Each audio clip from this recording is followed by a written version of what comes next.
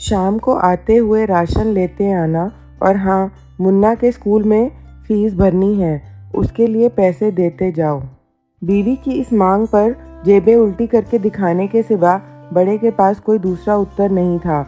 माथे पर चिंता की शिकनों के साथ सवेरे तो बड़ा भाई अपने काम पर निकल गया, लेकिन उस शाम उसने पूरे परिवार के सामने इस आर्थिक संकट को दूर करने के लिए एक प्रस्ताव रखा।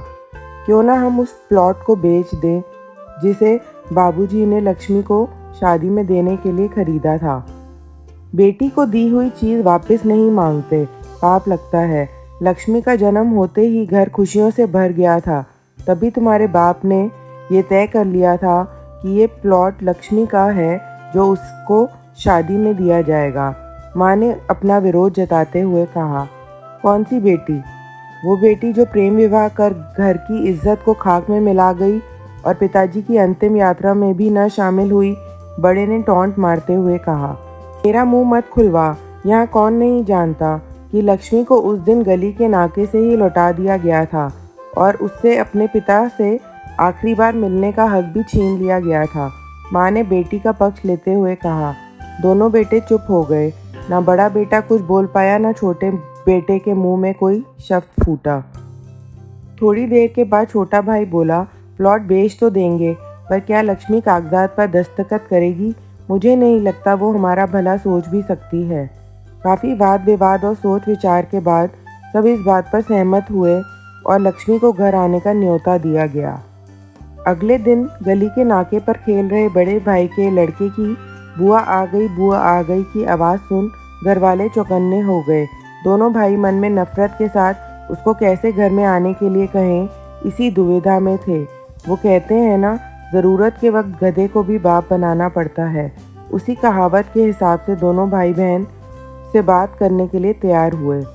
दरवाजे पर जब बेटी और दामाद ने पूरे 7 साल बाद कदम रखा तो माँ की आंखें भर आईं और दोनों को बड़े प्यार से घर के अंदर लेकर आई। बेटी और दामाद भी माँ का इतना स्नेह देखकर भाव विभोर हो गए। शाम को हिचकिचाते हुए माँ ने ही प्लॉट का मुद्दा उठाया। लक्ष्मी को थोड़ा अंदेशा था कि कोई बड़ी बात होगी। लक्ष्मी उसी दिन से ये सोच रही थी कि ऐसी क्या बात हो सकती है कि जो खड़ूस भाई उसे बाप का मुंह भी दिखाने के खिलाफ थे, वो अचानक इतने कैसे पिघल गए। लेकिन अब उसको सारी बात समझ में आ गई। लक्ष्मी ने तिरछी नज़र से पति की तरफ देखा तो वो बोल पड़ा, देखिए माँ जी, शादी से पहले जो कुछ आपका था वो आपका ही रहेगा। ना उस पर मेरा या लक्ष्मी का कोई हक था, ना है, ना ही भविष्य में हम मांगेंगे। इसलिए आप निश्चित होकर उस प्लॉट के साथ जो करना है कीजिए।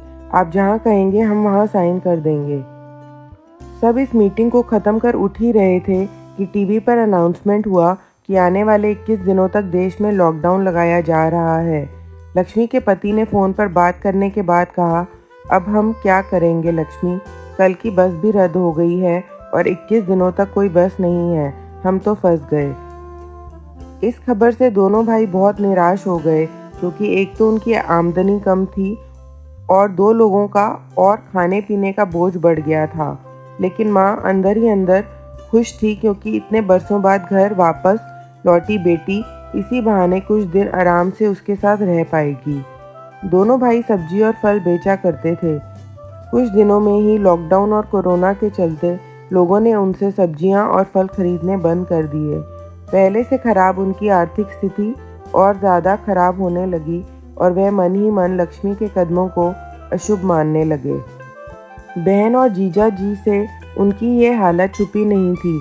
लक्ष्मी के कहने पर उसका पति दोनों भाइयों के लिए मास्क, हाथों के दस्ताने और थोक के भाव से सब्जी और फल खरीद लाया। दोनों की रेडियां अच्छे से तैयार कर फल और सब्जियां ढककर दोनों भाइयों को टोपी और दस्ताने देकर जीजा जी ने उनसे कहा, एक बार इस तरह से धंधा करके देखो, शायद आपका मुनाफा बढ़ जाए। थोड़ी आनाकानी करने के बाद दोनों भाइयों ने जीजा जी के समझाए अनुसार धंधा शुरू किया। 2-3 दिनों बाद ही कोरोना से घबराए लोग अब ढकी हुई फल और सब्जियां और मास्क, दस्ताने और सेफ्टी का ध्यान रखते बेचने वालों से ही फल और सब्जियां खरीदने लगे। इस तरह समझदार दामाद की वजह से धीरे धीरे दोनों भाइयों का धंधा अच्छा चलने लगा और उनके घर का गल्ला जो पहले खाली हो रहा था अब धीरे धीरे भरने लगा। माँ अपने मरे हुए पति से मन ही मन बोलने लगी, देखो जी, आपकी लक्ष्मी सच में लक्ष्मी है। उसके पाँव घर में पड़ते ही घर खुशियों से भर रहा है। दोनों भाइयों की आंखों में पहले जो गुस्सा था उसकी जगह अब शर्म ने ले ली थी। वे मन ही मन सोचते थे, क्या गलत किया था बहन ने जो हमने उसके साथ इतना बुरा सलूक किया। शादी ही तो की थी और शादी करने से पहले हमें बताया भी तो था। हम ही थे जो उसे स्वीकार नहीं कर पाए। 21 दिन बाद जब दीदी और जीजाजी प्लॉट के कागज़ पर साइन करने जाने लगे तब दोनों भाइयों ने उन्हें रोक लिया और उनकी माफ़ी मांगते हुए वो पेपर्स उन्हें देते हुए बोले, शादी के वक्त हमने आपको कोई तोहफा नहीं दिया, लेकिन अब इस प्लॉट को स्वीकार कर हमें प्रायश्चित करने का एक मौका दीजिए। सभी की आंखों में खुशी के आंसू आ गए और माँ ऊपर देख कर बोली, देखा, आपकी लड़की ने आज फिर हमारा घर खुशियों से भर दिया।